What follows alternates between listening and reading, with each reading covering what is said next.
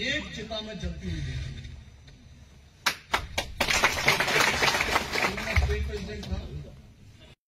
6 से 12 और 12 से 18,000 जो है एक एसपीओ की सैलरी की और 54,000 पूरी कमेटी की सैलरी हुई। और किसने की? और जब इसमें एक कानूनी जो आपको हक दिया गया 1914 में 14 तक आपको पूरा पता है कि लोकसभा कॉन्स्टिट्यूंसीज हैं जम्मू कश्मीर की, उसका क्लस्टर इंचार्ज बनाया है। उस नाते से भी मेरा जो है प्रवास रहता है। और ऐसे ही विशेष तौर पर 3 cell, VDG cell, border welfare cell और एक्स सर्विसमैन सेल, ये भी मेरे ज़िम्मे है। और इस सिलसिले में अलग-अलग जो सेल्स हैं उनकी जो सम्मेलन है वो करने का जो है काम जो है पार्टी ने दिया था। उस सिलसिले में मैं रामबन में आया था। आज बहुत ही सफल बैठक हुई है। वीडीसी जो आज वीडीजी के नाम से जानी जाती है, ये वो जो है एक सिस्टम है जो कि भारतीय जनता पार्टी की मांग के ऊपर ही बना। और ऐसा सिस्टम आपको पूरे भारत में या इवन दुनिया में भी इस प्रकार की बात शायद नहीं मिलती होगी। क्योंकि जब टेररिज्म अरेस्ट वाइल डोडा में आया उस समय जिस प्रकार का यहाँ का टेरेन था, डेमोग्राफी थी, कई प्रकार की बातें थी, तो हमारी सेना, हमारी सुरक्षा बलों को सहयोग की जरूरत थी। तब यहाँ पर जो है वो हुआ था, डोडा सत्याग्रह हुआ था, जिसमें अटल बिहारी वाजपेयी, लाल कृष्ण अडवाणी, राजमाता सिंधिया जी, नरेंद्र भाई मोदी और बड़े बड़े नेता यहाँ पर आए और डोडा को आर्मी के हवाले किया जाए और वीडीसी बनाई जाए, ये मांग थी। उसके बाद 98 के बाद इस प्रकार की जो है वीडीसी बनी और उसके बाद लेकिन उसमें कुछ दिक्कतें आई, कुछ पेड थी, कुछ अनपेड थी। लेकिन बड़ी बात यह है कि आज टेररिज्म जो है उसकी लगभग समाप्ति है।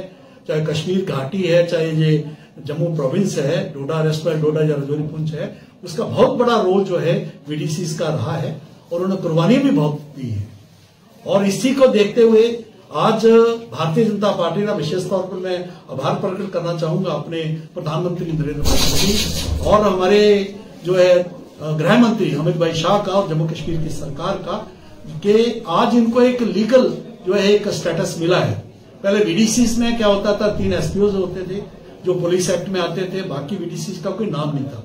आज पूरे जो वीडीसी के लोग हैं, जो वीडीजी का विलेज डिफेंस गार्ड्स के नाम पर जाने जाते हैं, उनको कानूनी अमल जमा बनाया गया है। उनकी कुछ समस्या है उन्होंने हमारे सामने रखी है, उनको डेफिनेटली, क्योंकि इस समय इलेक्शन है, जल्दी जो है नोटिफिकेशन हो जाएगी, उसके बाद इसको हम प्रायोरिटी पर लेने वाले हैं। इस प्रकार की बात जो है चर्चा में हुई। लेकिन ये बीडीजी के जितने भी लोग हैं उन्होंने ये स्पष्ट किया है कि इसकी क्रिएशन जो है, इसका जो कॉन्सेप्ट है, इसकी क्रिएशन है, इसका पालन पोषण जो किया है और इस जो है वो भारतीय जनता पार्टी के कारण ही हुआ है। और भारतीय जनता पार्टी ही हमारे जो है हमारे हित की पार्टी है और आगे भी जो हमारी समस्या होंगी वो ठीक करते हुए आज हम करेंगे। इसलिए हम, हमारे परिवार, हमारे जो इर्द गिर्द के लोग हैं, जिन लोगों को हमने सुरक्षा प्रदान की है, वो डेफिनेटली आने वाले चुनावों में भारतीय जनता पार्टी को जो है सहयोग करेंगे और भारी मत से भारतीय जनता पार्टी को जिताएंगे। इस प्रकार की बात आई है। सर देखिए, पहले जो वीडीसी बनी थी वो पेड थी 1998 के बाद। पहले तो जितनी भी बनी थी पेड, फिर लोगों की तरफ से मांग आना शुरू होगी कि हमें बंदूक दे दीजिए। बंदूक है क्योंकि हमें, हमारी प्रायोरिटी सुरक्षा है और सचमुच से जरूरत भी थी। लेकिन उस समय जब जो है फिर और बीडीसी जो है वो सैंक्शन हुई, लेकिन जो राज्य सरकारें थी उनकी तरफ से जितना सहयोग मिलना चाहिए था उनका पूरा डिटेल्स, क्योंकि कॉन्सेप्चुअली कुछ जो पार्टीज थी जो पावर में थी वो इस बीडीजी के एग्जिस्टेंस के ही खिलाफ थी और कई बार इनको डिसबैंड करने की भी मांग उठती रही है।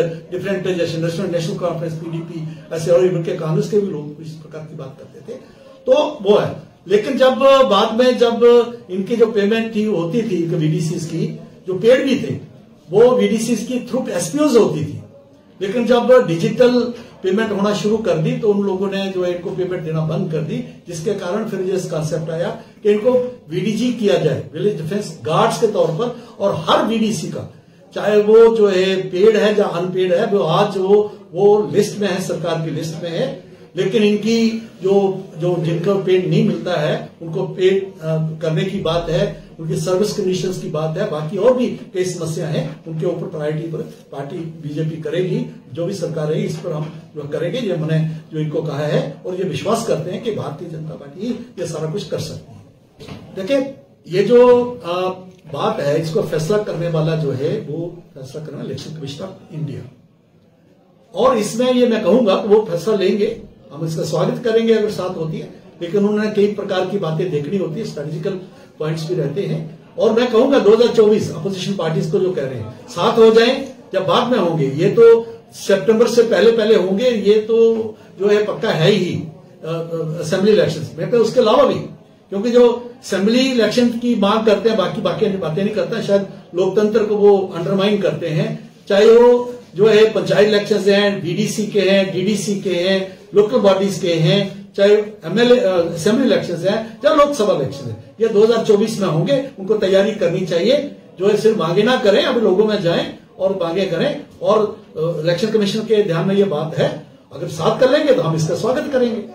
तो इसका मतलब बीजेपी तैयार है सर इलेक्शन? हमेशा हमारी एक पार्टी है जो है हमेशा तैयार रहती है, हम 24/7 काम करने वाले हैं। हम कोविड के वक्त भी जो है वो लोगों में थे।